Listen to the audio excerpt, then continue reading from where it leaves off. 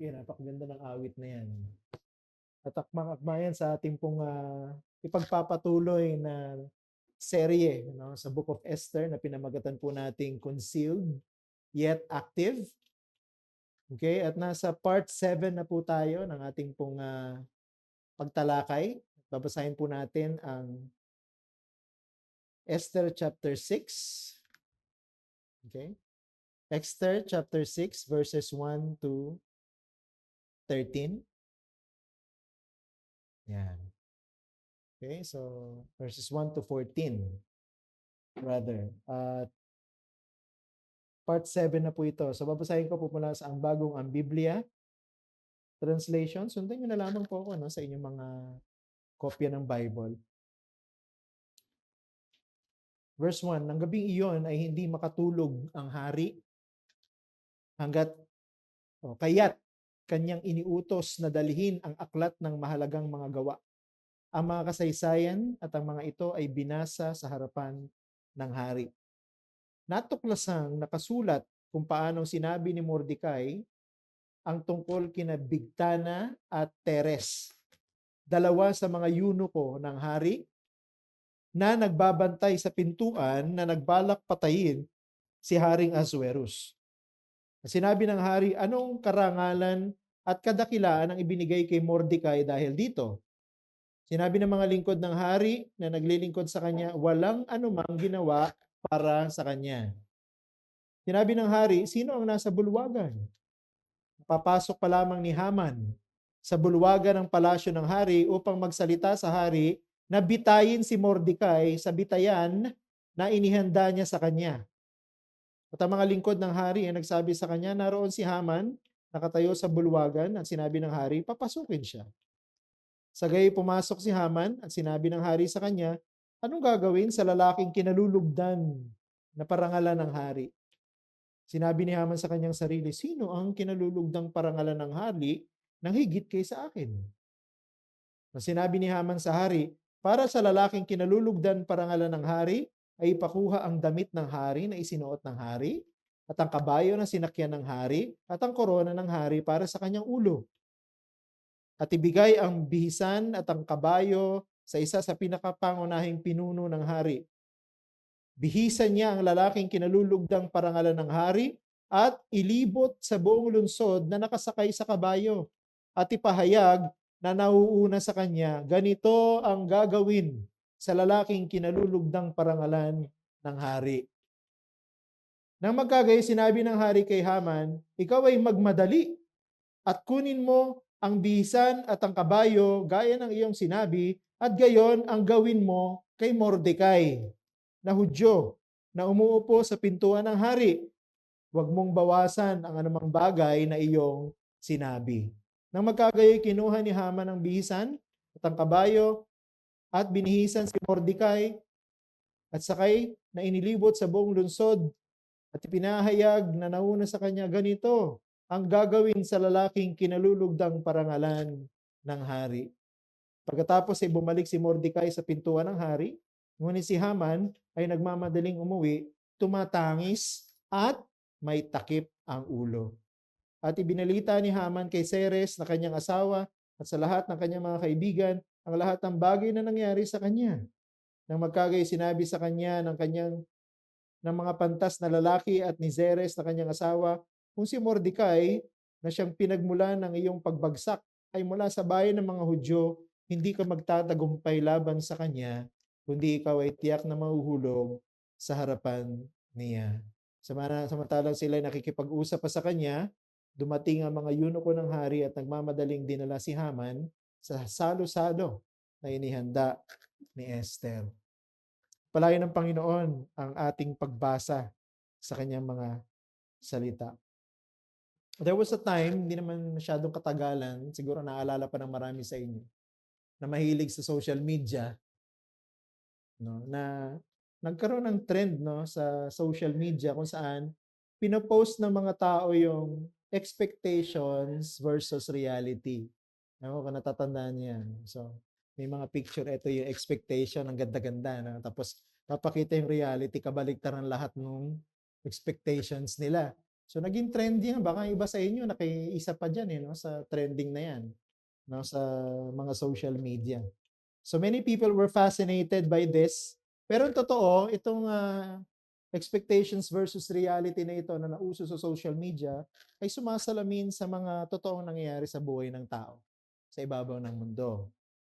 Masyado tayong maraming pinaplano, masyado tayong maraming gustong gawin, masyado tayong maraming gustong makamit sa buhay, pero hindi po nangyayari ang lahat ng gusto natin. Minsan nga yung kabaligtaran ng gusto natin ang nangyayari, hindi yung inaasahan natin. Ngayon ang tanong, bakit gano'n? Naghanda ka naman, 'no? Pinag-isipan mo namang mabuti, yung iba nag-invest pa nga ng mga, oras, 'no, pag-iisip, panahon, pera, 'no, para mangyari yung gusto nila, pero kabaligtaran pa rin nangyayari. Bakit gano'n? Ang pinakasimpleng sagot lang na puwede ko pong i-suggest sa inyo ay yung katotohanan na dahil hindi po natin kontrolado ang lahat ng bagay sa buhay natin at sa mundong ito, hindi po natin talaga makakamit ang lahat ng gusto natin sa buhay. Maaaring nag-isip tayo ng mabuti, metikuloso yung ating plano, pero hindi po ibig sabihin nun matutupad ang lahat ng yan kung paano natin sila inihanda. Pero gusto kong sabihin sa inyo ngayong hapon na meron pong isa na ang lahat ng kanyang mga expectation nagiging reality. Meron pong isa na ang lahat ng kanyang mga plano natutupad. Sino yun? Walang iba kundi ang ating dakila, soberano, at makapangyarihang Diyos. Kontrolado niya ang lahat ng bagay. Kaya ang lahat ng gustuhin ng Diyos, nangyayari. Lahat ng kanyang plano, natutupad. No? At yan ay malinaw na makikita natin sa kwento dito sa aklat ni Esther. At gusto ko i-summarize yung ating pong pag-aaral ngayong hapon this way: only by anchoring our expectations to the revealed will of God that they can become reality. Ulitin ko yan. Only by anchoring our expectations to the revealed will of God that they can become reality. So dahil hindi naman po tayo ang may control sa lahat ng nangyayari sa buhay natin, kahit gaano kagaling ang pagpaplano mo, kahit gaano kahusay ang paghahanda mo, kahit gaano katalino ang pag-iisip mo sa mga bagay-bagay, hindi lahat ng mga inaasahan mo mangyayari. Pero kung ang lahat ng mga expectation natin ay iaayon natin sa pagpapahayag ng Diyos ng kanyang kagustuhan, they can become reality. No? Kung ang magiging expectation natin ay yung gusto ng Diyos, definitely, they will all become reality. Kaya mahalaga na pag-aralan natin kung ano yung salita ng Diyos at iayon natin yung ating damdamin, pag-iisip, maging ating mga expectations doon sa ni-reveal ng Panginoon sa kanyang salita, sapagkat kung ano yung gusto at plano ng Diyos, yun lang ang matutupad. So kung iaayon natin yung gusto at plano natin sa gusto at plano ng Diyos, they can become reality. Gusto kong hatiin yung pag-aaral natin ngayon sa dalawa. Una, expectations of a wicked man. So let's look at the expectation of a man called Haman, very wicked man. And secondly, tingnan natin yung reality set by the hands of God. Reality set by the hands of God. So let's look at the first one. Okay? Expectations of a wicked man. Si Haman, na isang Agageo, sinunod niya yung suggestion ng kanyang asawa doon sa chapter 5.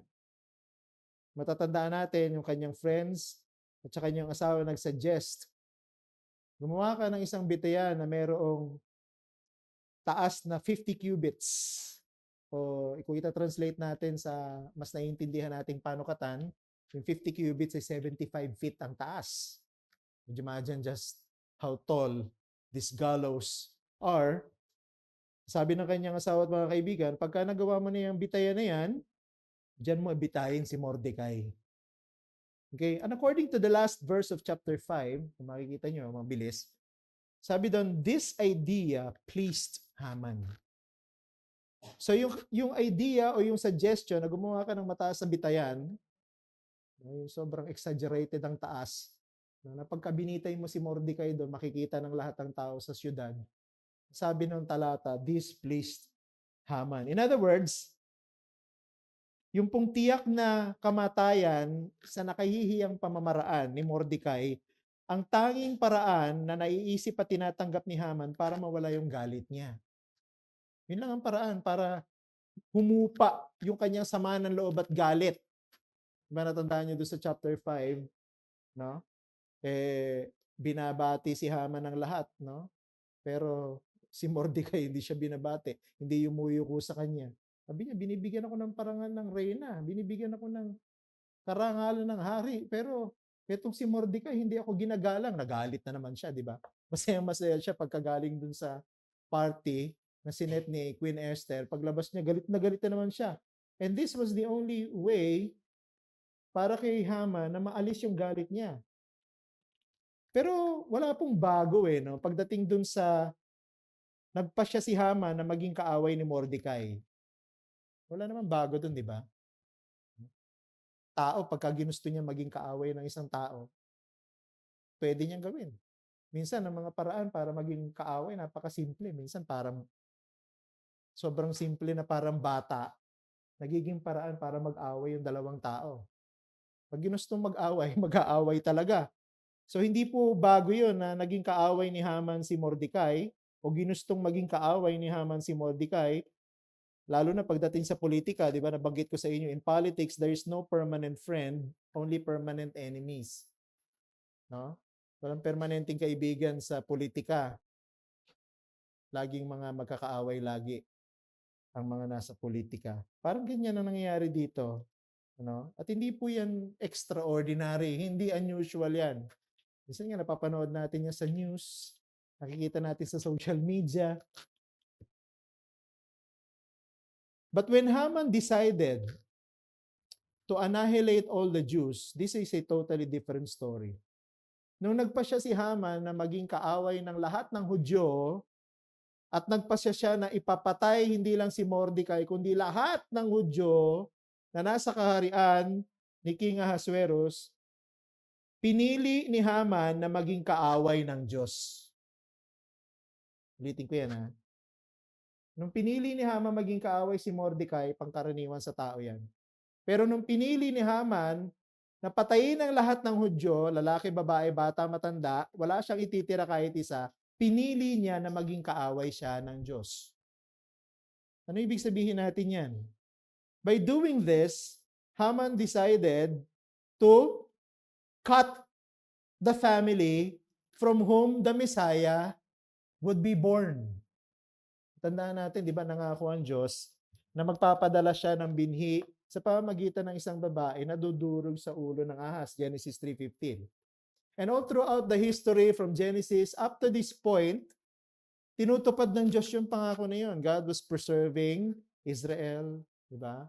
Kita mo yung story from Abraham, Isaac, Jacob. Paano sinustain at pinrotect ng Diyos ang Israel to preserve it from being destroyed or annihilated. Pero ngayon dumating ang isang lalaki, gusto niya lipulin ang lahat ng mga Hudyo at walang itira kahit isa. Patandaan natin, at this particular point in their history, di ba, pinatapon sila doon sa lugar na ito. Di ba, sa Babylon before, and then natalo ng Babylon, Persia yung Babylon. So Babylon, yung Persia na ngayon nagmamay-ari sa lahat ng mga naging colony ng Babylon, including Israel. No? At wala sila sa kanilang sariling lupain dahil pinatapon lahat doon. Sila Daniel. No? Tandaan yung story na yan. Sinabi ni Haman, papatayin ko lahat. Gustong pigilan ni Haman na maipanganak ang Messiah. And of course, God will not allow that to happen. I believe this is how the author wants us to understand chapter 6. Si Haman has become the enemy of God, and because pinili ni Haman na maging kaaway ng Diyos, lahat ng plano niya, pinigilan ng Diyos na mangyari. And two things yung gusto kong makita natin dito sa story natin. Number one, let's look at an opportunity sought yet turned down. An opportunity sought yet turned down. Look at verse 4 ng ating text. Anong sabi diyan? Sinabi ng hari, sino ang nasa bulwagan?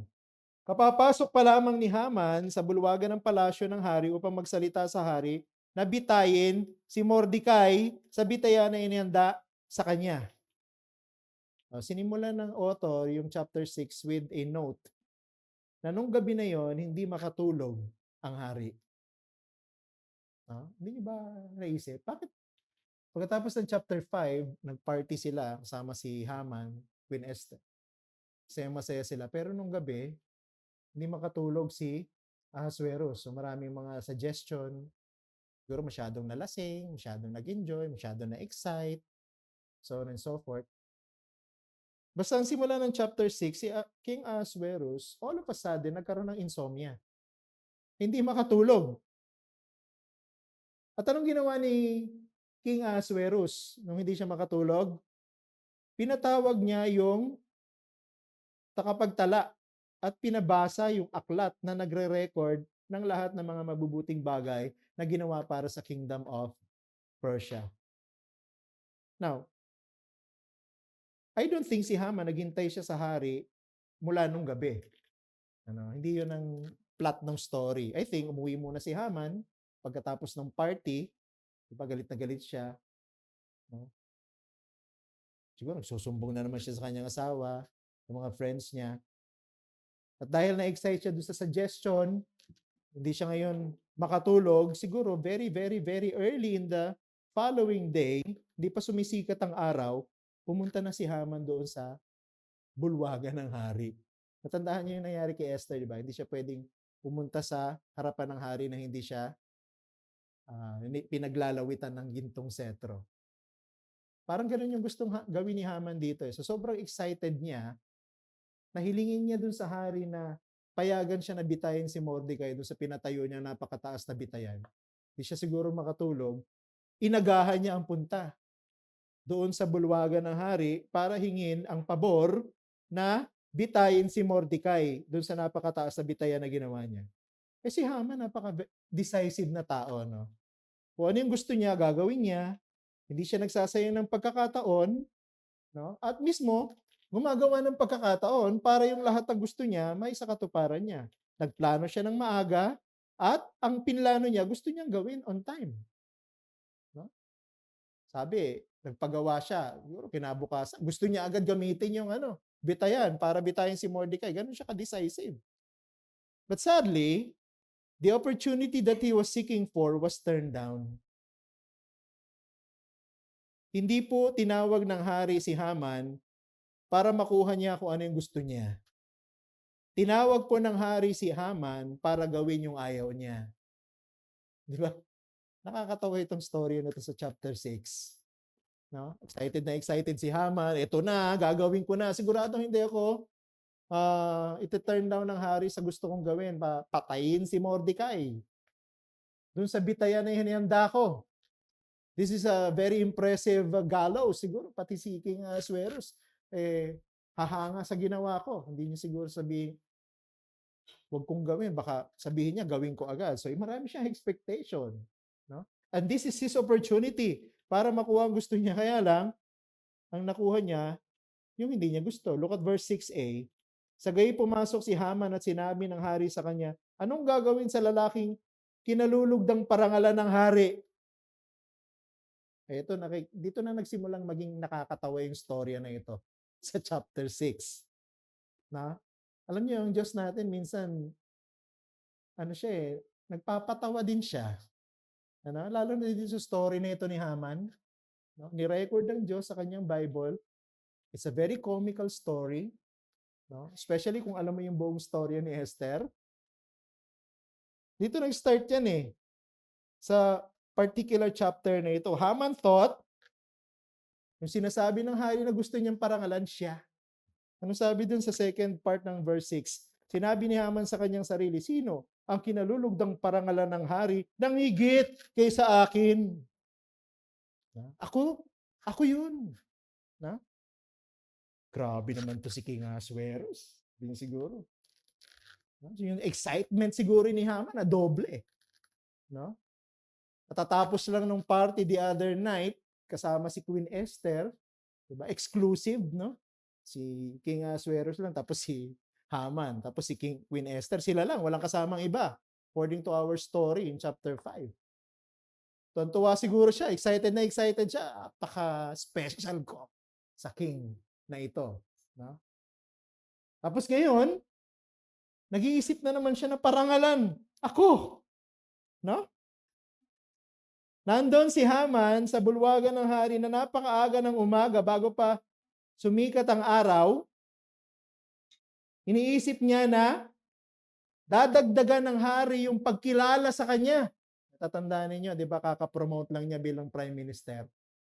Second in the highest yun. Second to the highest, second in command. No? Prime minister, ang taas na nun. So nag-uumapaw na ng kayamanan, karangalan, kapangyarihan ang meron si Haman. Pero dito, iniisip niya, gustong dagdagan ng hari yung recognition sa kanya. Dito matututunan natin that a wicked man has no contentment. A wicked man has no contentment. Ang isang taong masama, walang kasiyahan sa buhay. Walang kasiyahan ng puso. Haman was promoted to prime minister just recently. At ngayon, nag-e-expect siya na tatanggap pa ng mas dagdag pang mga recognition mula sa hari. Ang pride po talaga, walang katapusan ng lalim at lawak. Pagka napuspos ka ng kayabangan, hindi ka na makakaahon, malulunod ka sa kayabangan mo. Ganyan nangyayari kay Haman.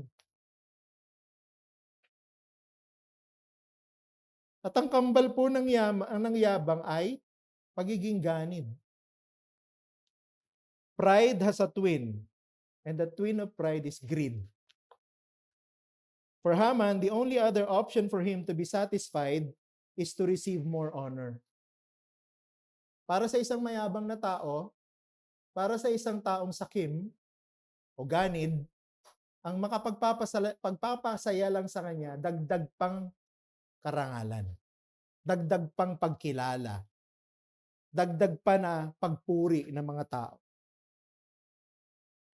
But all of his expectations were turned down that same moment na tinatapik-tapik pa niya yung kanyang balikat. Siguro nagsisimula pa lang tapik-tapikin ni Haman yung sarili niyang balikat nung ma-turn down yung kanyang expectation. Nakalungkot, di ba? The moment na nag-decide si Haman na maging kaaway ng Diyos, everything that he planned turned on its own head. No? Nabaliktad, na-reverse. So that's the first thing na gusto kong makita natin dito. An opportunity that was taken or turned down. Secondly, a privilege expected but given away. Let's go straight to this second point. A privilege expected but given away. So, tiyak na tiyak si Haman sa kanyang sarili, ako ang pararangalan ng hari. Wala nang iba. Wala namang binanggit na pangalan yung hari. May binanggit bang pangalan? He was sure that the king would grant him favor. That is why he already built the high gallows. No, masyado akong special sa hari. Kaya itatayo ko na itong mataas na bitayan para kay Mordecai. Kasi sigurado magagamit ko yan. Pag humingi ako ng pabor sa hari na ito, siguradong papayagan niya ako. At dahil sa sobrang pagiging sure niya sa sarili niya, inagahan niya pa nga ng sobra. Siguro napakadilim pa. Wala pang, di pa sumisikat ang araw, pumunta niya siya doon sa bulwagan ng hari. Kasi sigurado siya na bibigay sa kanya ng hari yung kanyang hinihingi. At this point, sigurado siya nung pinatawag siya, ako yung pararangalan ng hari. Ito pong si Haman, pwede nating sabihin, is the very personification of entitlement. Masyadong entitled. No? Ako yan. Para sa akin lang yan. Wala nang ibang pwedeng parangalan ng hari. Wala nang ibang naiisip ang hari na karapat-dapat na gawan ng ganitong klase ng karangalan maliban sa akin. Ako ang pinaka-espesyal. That's my right. No? I'm entitled to that. His conceit has even made him think that the king would always favor him. Nakakahawa ang isang mayabang na tao. Nakakahawa isang conceited na tao na siya na lamang lagi ang espesyal. Siya na lamang. Kumbaga, ang buong mundo ng mga tao sa paligid niya umiikot sa kanya. Since he was sure that the king was thinking of rewarding him, anong ginawa ni Haman? Ako yan. So anong ginawa ni Haman? Gagawin ko kung ano yung sa palagay ko fit para sa akin. Yan, no? Sigurado naman yan na ako ang tinutukoy ng hari kahit na hindi niya binabanggit ang pangalan. So, ibibigay ko ngayon yung suggestion na para sa akin lang. Baka tailor-fitted para sa akin. No? Akmang-akma para sa akin. Yung makapagbibigay sa akin ng labis na karangalan. Yung magpapataas pa ng tingin ng mga tao sa akin. Ano sabi po dun sa sumunod na verse, sa verses 7 to 9? Ang sinabi ni Haman sa hari para sa lalaking kinalulugdang parangalan ng hari, ay ipakuha ang damit na isinuot ng hari, at ang kabayo na sinakyan ng hari, at ang korona ng hari para sa kanyang ulo, at ibigay at bihisan at ang kabayo sa isa sa pinaka-pangunahing pinuno ng hari. Bihisan siya o niya ang lalaking kinalulugdang parangalan ng hari at ilibot sa buong lungsod na nakasakay sa kabayo at ipahayag na nauna sa kanya. Ganito ang gagawin sa lalaking kinalulugdang parangalan ng hari. Napaka-greedy ng lalaking ito. Siya na lang lahat. Kanya na lang lahat. Aangkinin niya na lang ang lahat. I don't think Haman lacks public recognition. Kasi kung natatandaan ninyo, di ba iniutos pa nga ng hari, kapag nakita nyo si Haman, magbibigay galang kayo, yuyukuhan nyo, para respetuhin nyo. So, hindi siya kulang pagdating sa public recognition No?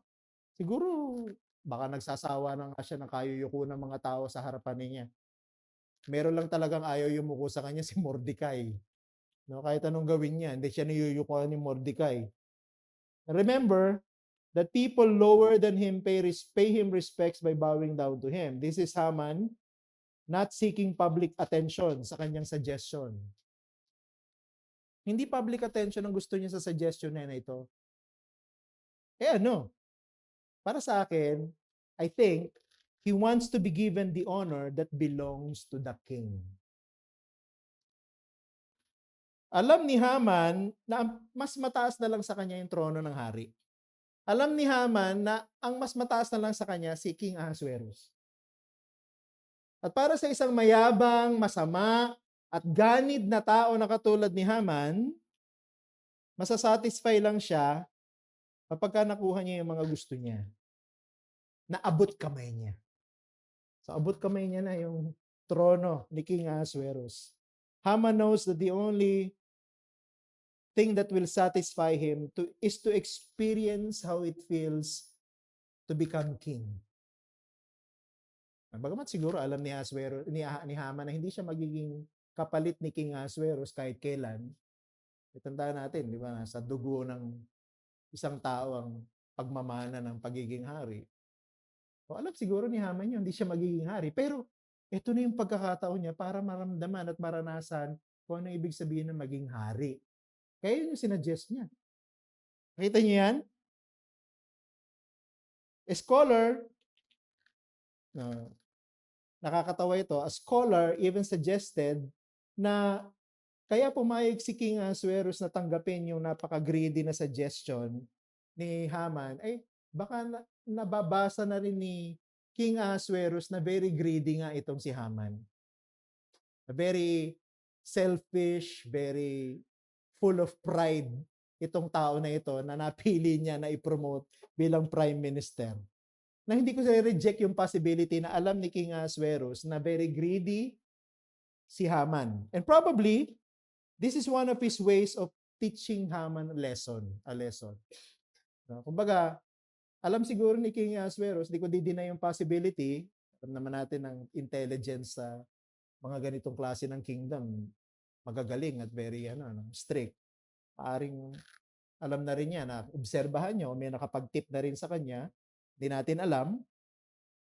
At maaring gusto siyang turuan, at ang paraan para turuan ng leksyon ng isang mayabang at ganid na tao katulad ni Haman, ipahiya.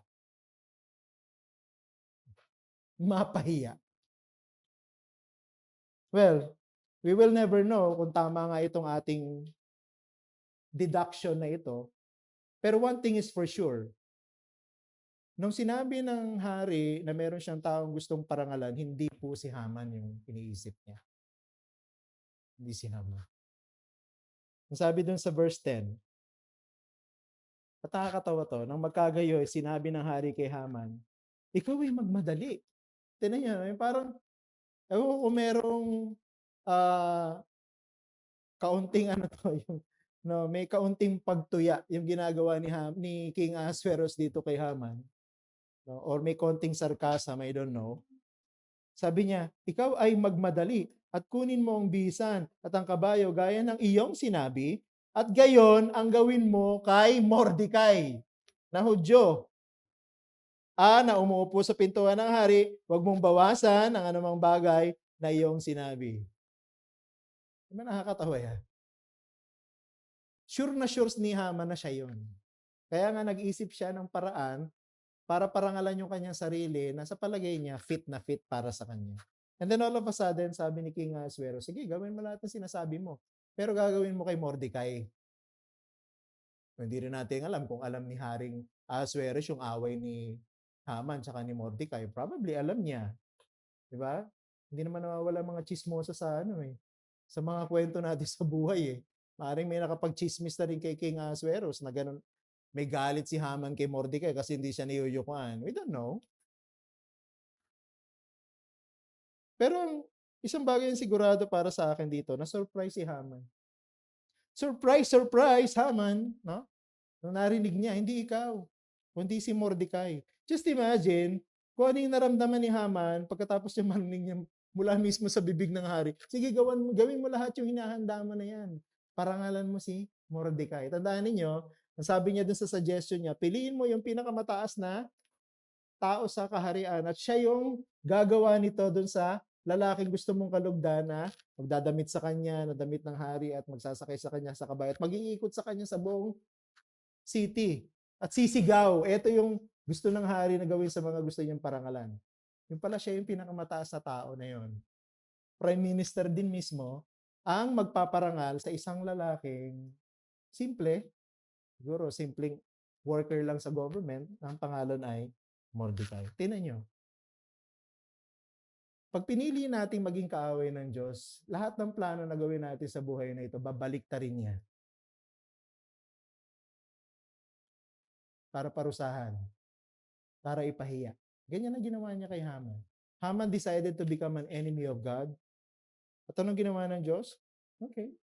I will humiliate you in front of the entire kingdom to teach you a lesson.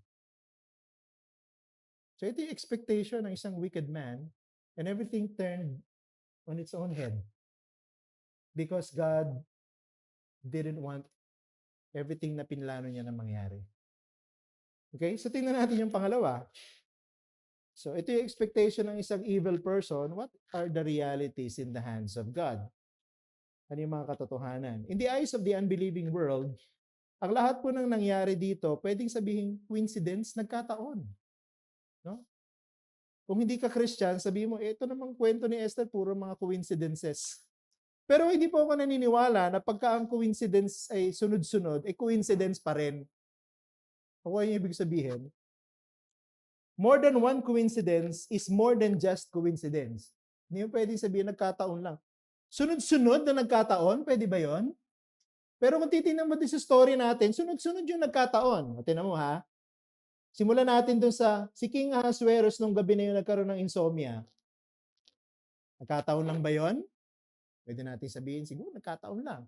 No? Baka sa sobrang excitement, kasi sabi ni Esther, maghahanda ulit ako ng isa pang salo-salo. Doon ko sasabihin sa iyo yung aking request, natandaan nyo? Doon tayo natapos doon kay Esther. Babalikan natin yun sa susunod na chapter. Siguro hindi makatulog si, nagkataon. No? Na baka sobrang dami na inom, hindi nakatulog. Pwede rin, no? Nagkataon. No? Pwede natin sabihin nagkataon yan. Pero, pwede ba natin sabihin nagkataon din na nung hindi makatulog ang hari, naalala niya na utusan yung kanyang mga manunulat or chronicler para buksan yung Book of the Memorable Deeds. Pagkatapos, nung binuksan yun, nagkataon din ba na pwede natin sabihin na nung binuksan ng chronicler yung aklat, doon mismo dumama, doon sa record ni Mordecai, na sinabi niya na mayroong nagpaplano na patayin ang hari, dalawa sa kanyang mga unicorn. Dahil doon nakaligtas ang hari, nagkataon lang din ba yon? Kataon na si Haring Asueros, may insomnia, naisip niyang paraan para antukin siya, basahin yung mga record dun sa Book of Memorable Deeds. Nagkataon, di ba, na nung binuksan yun, yung chronicle, dun mismo sa record ni Mordecai, nagkataon din ba na hindi nabigyan ng parangal si Mordecai nung iniligtas niya ang buhay ng hari?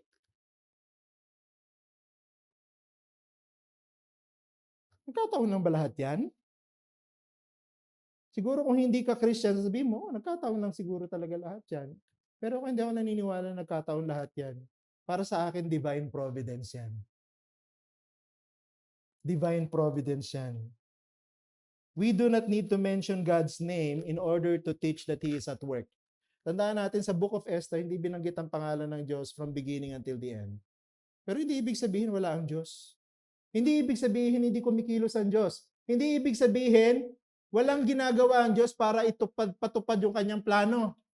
Dito sa storya na ito, behind this seemingly coincidence and coincidence after coincidence, we see the hand of God orchestrating everything at the backdrop para isakatuparan ang lahat ng kanyang plano. And what is that plan?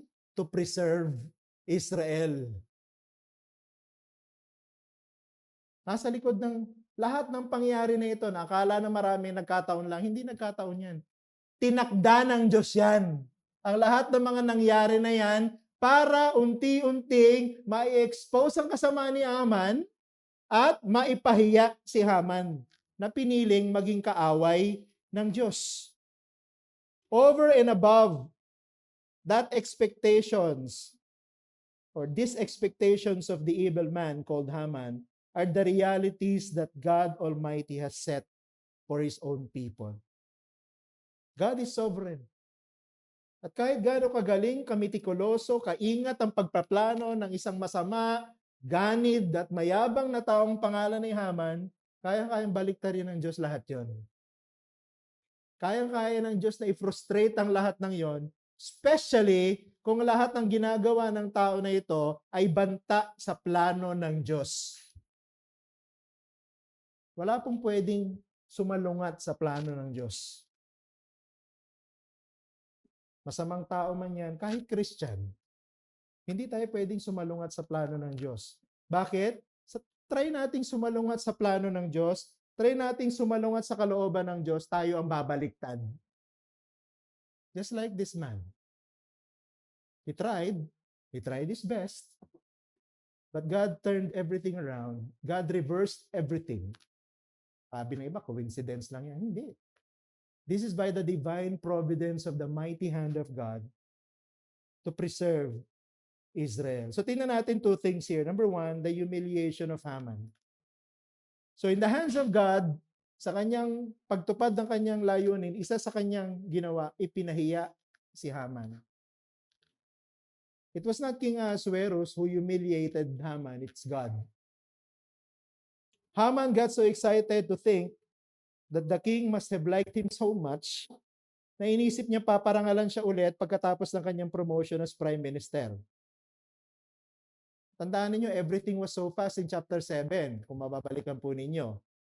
Without any details, hindi po sinabi sa atin bakit nag-decide ang hari na i-promote si Haman. Di ba dapat nung mailigtas ni Mordecai yung buhay ng hari, dapat si Mordecai yung ipopromote. Dapat si Mordecai yung paparangalan. Pero nalimutan si Mordecai eh. Bigla na lang ipinasok sa chapter 3 at inilagay ni King Ahasuerus sa pinakamataas na posisyon si Haman. Hindi natin alam kung anong ginawa ni Haman, kung bakit siya nilagay ng hari sa posisyon na yan. Agad-agad. And though the king commanded everyone in the kingdom na yuyukuan si Haman, wala pong indication sa story natin na binigyan ng parangal si Haman ng hari nung siya i-promote bilang pangalawang pinakamataas na pinuno sa buong kaharian. Wala naman sa kwento eh. Basta pinromote lang siya. Wala namang recognition, walang congratulatory party, walang press conference. Basta bigla na lang siyang pinromote. Siguro iniisip ni Haman, ito na yung pagkakataon para parangalan ako ng hari pagkatapos niya akong i-promote bilang prime minister. So he thought of the most glamorous way of being honored that would only fit a man like himself. He wanted to be paraded, no? Ipaparada ako sa buong syudad na nakaupo sa kabayo ng hari, suot ang damit ng hari, suot ang korona ng hari, na para bagang ako'y hari. Ganun ang gusto niya. But this is a cheap way of pretending to be king for a little while. Yan ang problema sa isang taong mayabang. Yung nagkukunya-kunyarian, no, nagbabalat kayo, yung kinukumbinsi niya yung sarili niya na magaling siya. Kinukumbinsi niya na sarili niya na siya yung pinaka-popular. Kinukumbinsi niya yung sarili niya pinakamaganda. Kinukumbinsi niya yung sarili niya pinakamatalino. Kinukumbinsi niya yung sarili niya pinaka-importante. Yan ang manifestations ng kayabangan ng isang tao.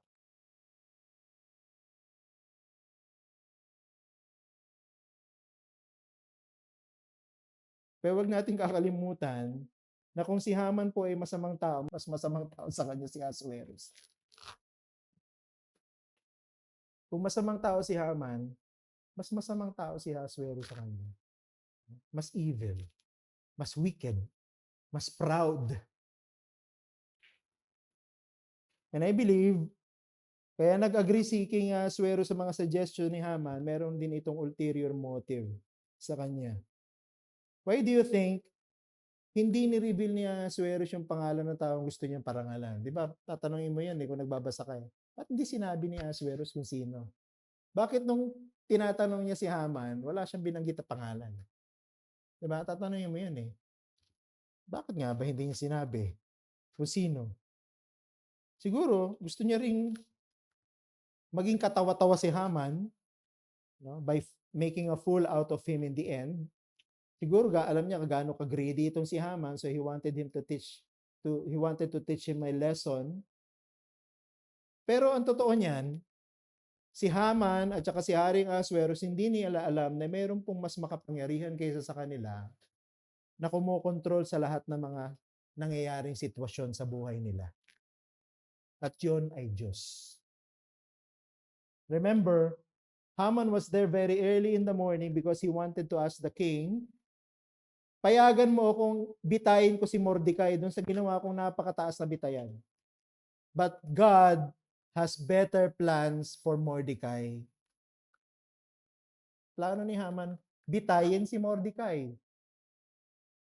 Siguro nung araw din na yun kung papayagan siya ni King Ahasuerus. But God has better plans for Mordecai.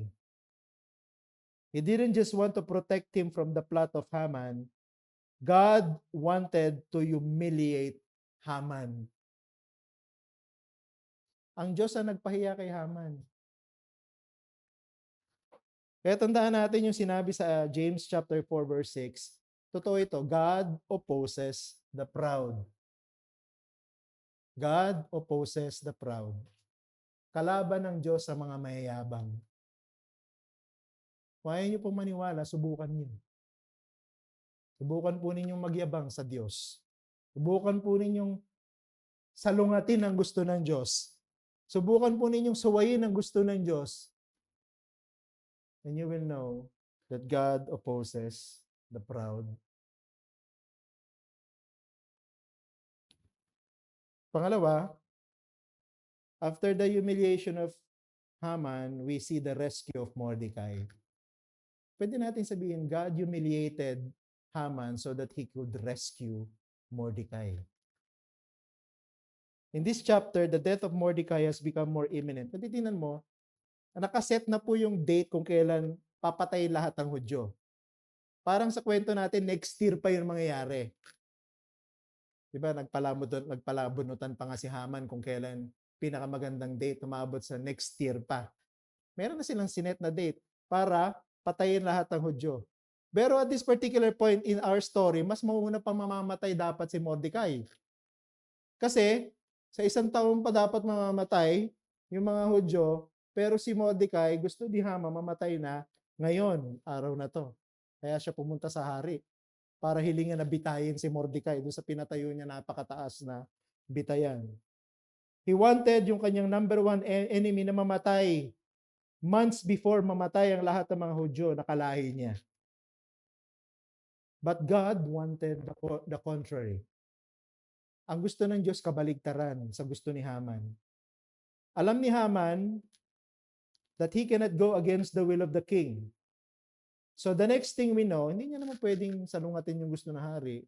Doon sa, sige, gawin mo lahat yung sinabi mo, parangalan mo si Mordecai. Wala naman magagawa si Haman doon, hindi naman pwedeng sabing ayoko. Baka siya yung bitayin doon sa karakaraka. Pag sinabi niya ayaw niya. So wala siya nagawa. Ano sabi sa verse 11, na magkagayoy, kinuha ni Haman ang bihisan at ang kabayo at binihisan si Mordecai at sakay na inilibot sa buong lungsod at pinahayag na nauna sa kanya, ganito ang gagawin ng lalaking kinalulugdang parangalan ng hari. The humiliation of Haman resulted to the rescue of Mordecai. Bakit? Bakit naging kaligtasan ni Mordecai yung kahihiyan ni Haman? Bakit ko nasabi yan?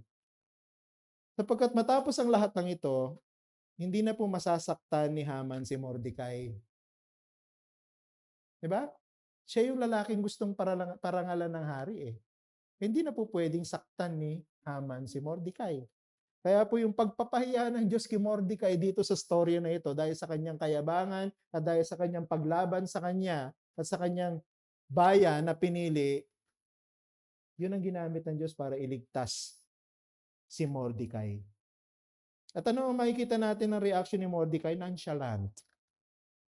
Ano sabi dun sa verse 12a? Pagkatapos ng ginawa sa kanyang parade, pagbibihis sa kanya ng damit ng hari, paglalagay ng korona, pagsakay sa kabayo, paglibot, pagsigaw ni Haman ng ganyan, ito yung gustong parangalan ng hari. Ano sabi sa verse 7? Nonchalant, no? Si Mordecai. Pagkatapos, ay bumalik si Mordecai sa pintuan ng hari. It's just an ordinary day for me. Babalik ako sa opisina. Tapos na yung ginawang recognition sa akin ng hari. Siguro thankful si Mordecai. Pero walang kaalam-alam si Mordecai na yung ginawa na yun ni Haman sa kanya ang magiging protection ng buhay niya. Kita mo? Galing ng Diyos, no? Hindi natin alam eh, pero gumagawa ang Diyos sa likod ng lahat ng mga pangyayari to do what is according to His will para sa atin. At dito, what is according to God's will was for Mordecai to remain alive. And he was preserved. Pero tingnan mo si Haman sa verse 12b. After the parade, si Mordecai nonchalant, balik lang sa trabaho, okay na po, tapos na, uwi na tayo, work. Si Haman naman, ang sabi dyan, ngunit si Haman ay nagmamadaling umuwi sa bahay niya, tumatangis at may takip ang muka. So si Mordecai, back to work. Si Haman naman, uwi ako sa bahay. Napahiya ako eh. Haman was so ashamed in front of the people. Pero alam ko, mas nahihiya siya sa sarili niya. Wala namang alam yung mga tao, di ba, sa inisip niya, pinag-usapan nila ng hari. Wala namang alam ng mga tao dun eh. So, palagi ko mas napahiya si Haman sa sarili niya. At yan ang ginagawa ng Diyos sa mga taong lumalaban sa Kanya. Pinapahiya niya sa kanilang mga sarili. Pinahiya ng Diyos si Haman sa kanyang sarili. Haman and Mordecai both get what they deserve. Si Mordecai deserved to be rewarded, and God gave him the reward, the past due na. And Haman deserved to be humiliated, and God humiliated him in front of all the people. Na-humiliate yung kanyang sarili. But what is really interesting here in this chapter is how it ended. Ito very, very interesting. Tingnan niyo yung verse 13. Sabi niyan, at ibinalita ni Haman kay Ceres na kanyang asawa at sa lahat ng kanyang mga kaibigan, ang lahat ng mga bagay na nangyari sa kanya, na magkagayoy sinabi sa kanya ng kanyang mga pantas na lalaki at si Ceres na kanyang asawa. Tingnan niyo ha, Kung si Mordecai na siyang pinagsimulan ng iyong pagbagsak ay mula sa bayan ng mga Hudyo, hindi ka magtatagumpay laban sa kanya. Saan ang galing yun? Di ba? Ang nagsasalita po dyan si Ceres, yung asawa ni Haman, at saka yung mga friends niya. Kung si Mordecai galing sa bayan ng mga Hudyo, hindi ka magtatagumpay laban sa kanya, kundi ikaw ay tiyak na mahuhulog sa harapan niya. Saan ang galing yun? Saan ang galing yung idea na yun? Bakit parang nung umpisa sabi nila, sige gumawa ka na mataas sa bitay, bitain mo si Mordecai dyan, tapos ang problema mo, masaya ka sa huli. Pero bakit ngayon, matapos nilang mabalitaan ganito yung nangyari kay Haman, sabi nila, hindi ka magtatagumpay kay Mordecai, ikaw yung mapapahamak. Saan ang galing yun? There is only one possible explanation for this. The wife of Haman and his friends, maaaring nabalitaan nila yung mga kwento patungkol kay Yahweh at kung ano yung ginawa ni Yahweh sa mga Israelita doon pa no, nanggaling sila sa Egypt. Siguro may nagkukwento no, na ganito, tandaan ninyo, yung atmosphere sa buong Kingdom of Persia, meron ng date para patayin ang lahat ng mga Hudyo. Siguro may mga kwento-kwento na siguro yung mga Hudyo rin ang nagsasabi, hindi, ililigtas kami ng Diyos. Sapagkat nung mga ninuno namin na nandun pa sa Egypt, niligtas sila ni Yahweh sa pamamagitan ng mga Himalaya and so on and so forth. Siguro narinig ng asawa ni ni Haman yun, tsaka ng mga friends niya. Kaya nung nabalitaan nila, lahat ng mga plano mo at gusto mong mangyari na baligtad, ayan na. Baka nagkakatotoo na yung narinig naming balita na buhay ang Diyos nila at kakampi nila ang Diyos na ito at iingatan sila sa lahat ng kapahamakan. Now, the author added this very important verse because this changes the way we should perceive everything that just happened. Ang Diyos ay tapat sa kanyang tipan.